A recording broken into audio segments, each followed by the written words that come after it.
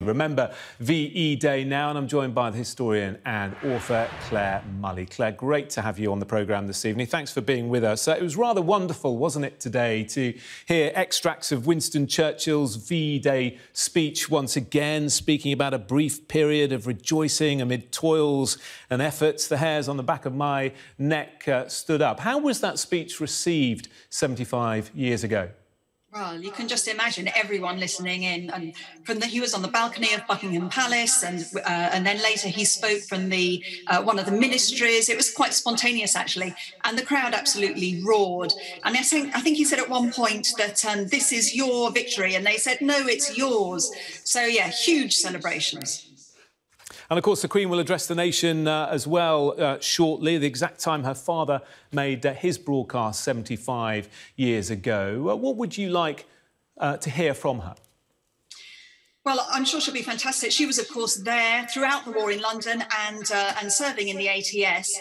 And it would be, and of course, on VE Day itself, she went in civvy. She went anonymously among the crowds calling for the King.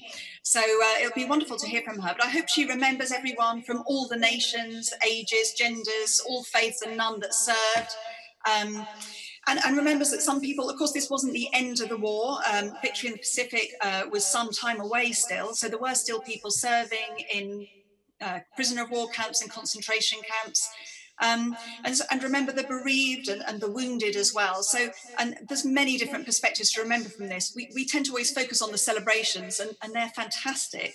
The Ministry of Food guaranteed there would be enough beer for everyone, and there was no rationing coupons required to buy bunting as long as it was red, white and blue.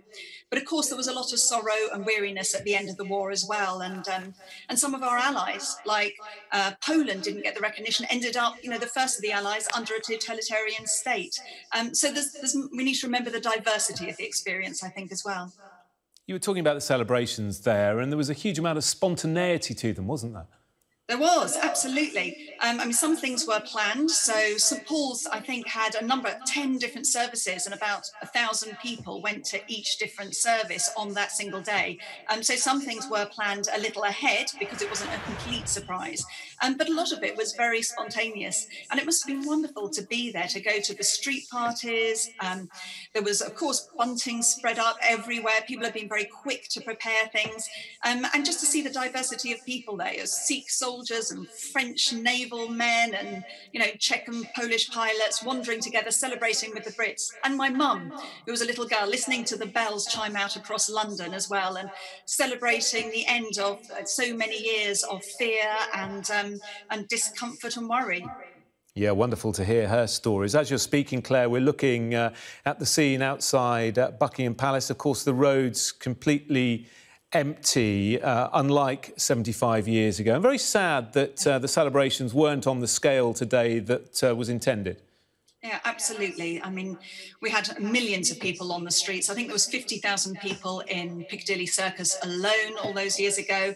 And it is such a shame that we cannot recognise it in that way. I know many people had so many plans that were cancelled to remember the parades and so on.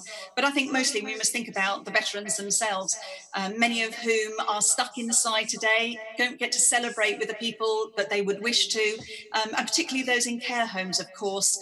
So that is something that we really do need to focus on, what's happening with that generation today and given what we owe them. Yeah, the scene today could not be more different from that of three-quarters of a century ago. You've touched on this already, but after 6 long years of war, how hard was it for families to adjust? Because, of course, many relatives were reunited for the first time after many, many months. Yes, absolutely. And for those people, it was absolutely fantastic. Of course, everyone, I think it's always tinged. We always remember this, the celebration and the sombre notes as well, because not everyone, of course, did return. But for those families that were reunited, absolutely fantastic. But it was huge social upheaval as well. So a lot of the women that had gone to support the war effort, working in factories, working on the land and so on, then had to return to their roles before the war, which were very changed. So there's a lot of different adjustments. And of course, things like rationing continued for a long time. The last food rationing wasn't until 1954. So it was, some difficult, tough years ahead. And in fact, Winston Churchill mentioned that in his speech.